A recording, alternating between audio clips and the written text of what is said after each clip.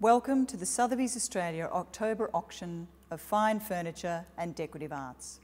The sale includes a wonderfully diverse and interesting selection of European, English, Asian and Australian furniture, clocks, paintings, ceramics, sculpture and works of art. It also includes pieces from the collection of the late Gloria Staley and the collection of the late Charles Lloyd Jones, heir to the David Jones retail empire.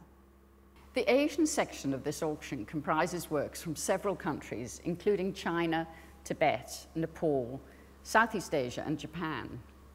The Japanese section is quite small in number, but included a 4-in-row of exceptional quality, providing some of the highlights of this Asian section. These are the property of a private Sydney collection. All 4 are from the Meiji period, which is 1868 to 1912. And are delicately and finely inlaid on gold lacquer grounds with intricate figure scenes. The highlight of the auction will be offered on the evening of the 26th of October, when Sotheby's Australia will offer one of the finest and most impressive pieces of Australian furniture ever made. The foundation sideboard, with its intricate and historically significant carved panels, was described by the authors Kevin Fay and Andrew Simpson in their seminal reference on Australian furniture as one of the finest and most remarkable examples of Victorian colonial cabinet making, Australia's answer to the great exhibition's famous Kenilworth buffet.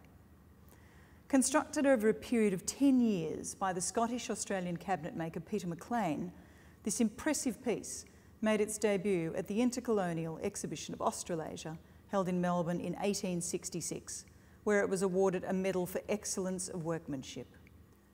Further elaborating the design with the addition of a central break-front panel and an arched back inlaid with over 1,000 pieces of mahogany, cedar, blackwood and satinwood, McLean then sent it to the London International Exhibition of 1873, where it gained him a bronze medal. Visually, the piece is breathtaking. In terms of historical significance, the sideboard is unparalleled, representing as it does, through its carved back panels and towering back section, a pictorial history of the foundation and progress of the colony of Victoria. The much larger Chinese section includes good examples of ceramics, including pieces dating from the Han Dynasty up to the 20th century. One unusual piece from the Jiajing period, which is 1796 to 1820, is a rare reticulated cricket cage of rectangular form, decorated with dragons on the top and with an openwork trellis design on the sides. The decoration is picked out in different coloured enamels. There has been a long tradition in China for keeping crickets in cages of various types. They were admired for their singing and also their fighting ability, and were generally considered to bring good luck to the household. Gloria Staley was Australia's grand dame of fine dining and stylish hospitality. She is widely recognised as one of the great pioneers of our now famously rich and diverse food culture.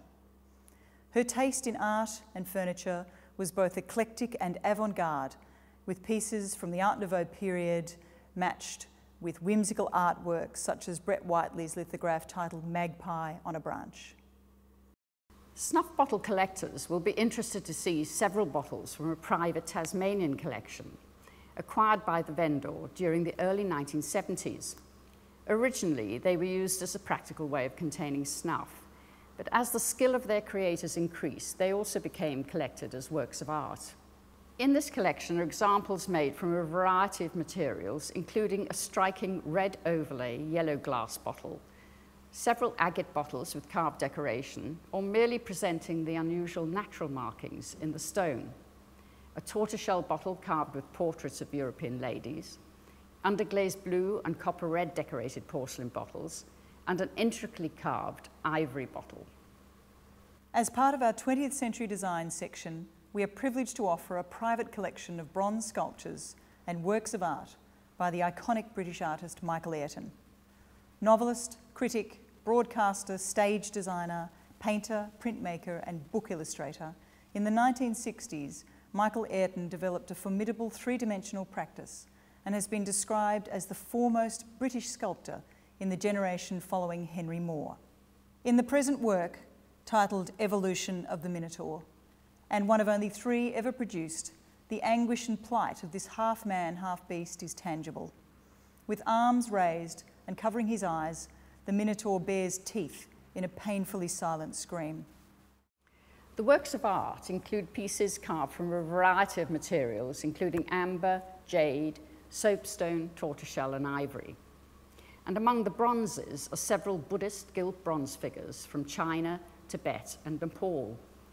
The earliest from China, dating to the Tang dynasty, of a standing bodhisattva, and the earliest from Tibet are figures of Tara and of Maitreya, dating to circa 15th century.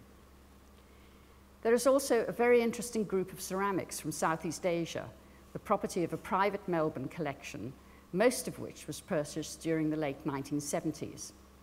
One of the highlights is a large Annamese blue and white dish dating to the 15th, 16th century, decorated with a central lotus flower.